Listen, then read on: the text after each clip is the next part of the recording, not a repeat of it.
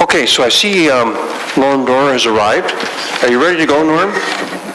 So I welcome you to the podium. So if you come down, you're an approved delegation to come in and speak to us tonight, and you have 5 minutes to provide your deputation. So the administrator will time it, and we'll give you a notice when you're getting close to the end.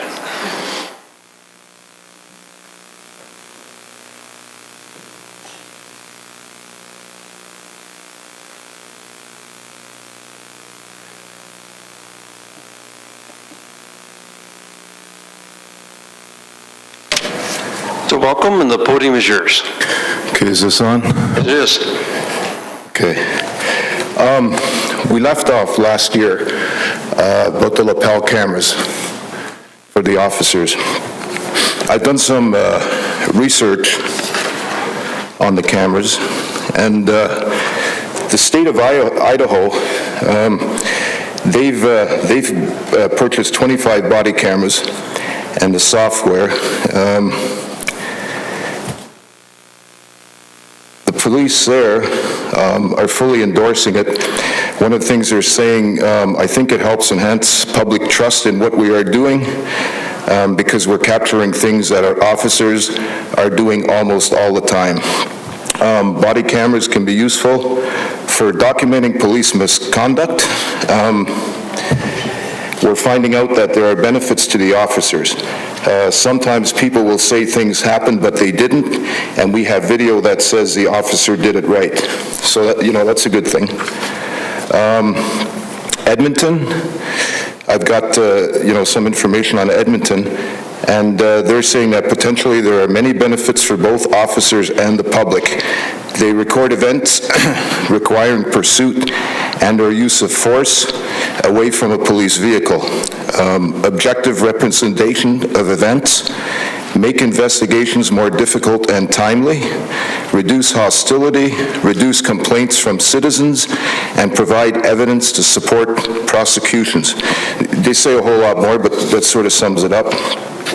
Montreal, they're saying that from small-town California to bustling London, England, law enforcement officials argue that body-worn video cameras will help improve transparency and restore public trust in the police. Calgary has used them in limited capacity since last August, and they've also been tested in cities such as Toronto, Edmonton, and Ottawa. Now, I wasn't aware that Toronto was actually, started using them or testing them. Montreal, Vancouver, and you're saying Montreal, Vancouver, and Toronto are considering their wide use. In Montreal, the request for the devices came from police officers themselves. So that says a lot for the cameras. The goal of this is to show both sides of the story. What they are scared of is that people will only see part of the intervention, said Ian Laferenry, a spokesman for Montreal Police. This is why police officers would love to have cameras, because you could see it exactly what happens. When you're working in Montreal, you know that you'll be filmed not only by personal cameras, but by surveillance cameras as well. The introduction of the cameras is intended to restore trust in the police force. They're saying that as well.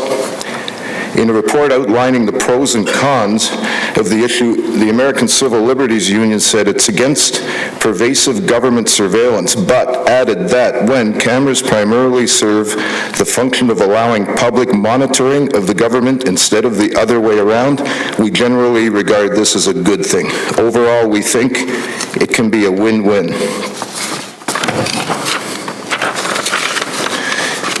Public complaints against officers dropped by 88% compared with the previous 12 months. The use of force by officers fell by 60%. That's huge. I mean, it's huge numbers. That's kind of the thing that I've dug up so far. I know Chief DeCare, when we talked, I think it was the last meeting before the New Year's or Christmas. We talked about getting a pilot project started. It's a big expense, to outfit every officer going. We all understand that. Money has to come from somewhere. But, I mentioned that, hey, let's try it with 6 officers. Your discretion, you pick 6 officers. whatever rank, or put one on the front line, put a camera on the front line officer, or, something like that. So hopefully we can get something like that going. Like if you need help from anybody, from us or anything with a pilot project, we're willing to help. So not a problem there. And council, if we can save one more life in Hamilton, are you going to put a dollar figure on the life for a few cameras? So it's a win-win situation. I can't see a problem with it. We've got the tasers in, which is good. Gives the officers another choice. It's just like a journeyman's toolbox. You give a journeyman enough tools, he'll get the job done.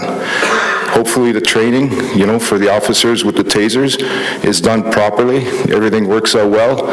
The cameras will only help support that. Any kind of an incident or anything with a taser or a handgun or pepper spray or verbal abuse or swearing, on both parties, it'll be right there on the camera. So I can't see any con against the cameras. The pilot project, we can work out some of the privacy issues or whatever. I'm sure the chief would like to see it. It works good for his department. It's a win-win situation. Okay, thank you. Your full 5 minutes is up, and thank you for your generous offer there tonight. Just stay there. We have some questions. We'll limit it to questions. Sure. Councillor Whitehead. Yeah, thanks for the presentation. I'm a big supporter of a pilot for the cameras. Did you, in your research, find whether or not other levels of government or provincial governments providing grants for these pilot programs? How were they funded? You mean like funding from?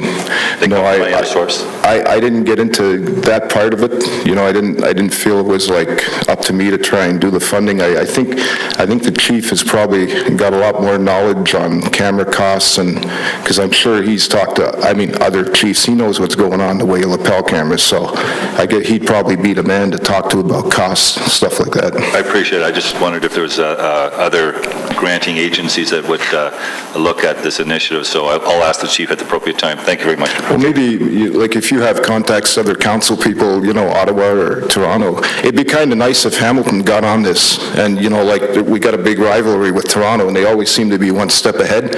It'd be nice if Hamilton was the first city, like here in Ontario, to get the project moving. At least start with 6 cameras, minimum cost. Let's get it going. Okay, I have no more questions, Norm. Thanks for coming out today. Motion to approve the delegation. Moved by Levy, second by Whitehead. All in favor? Carried.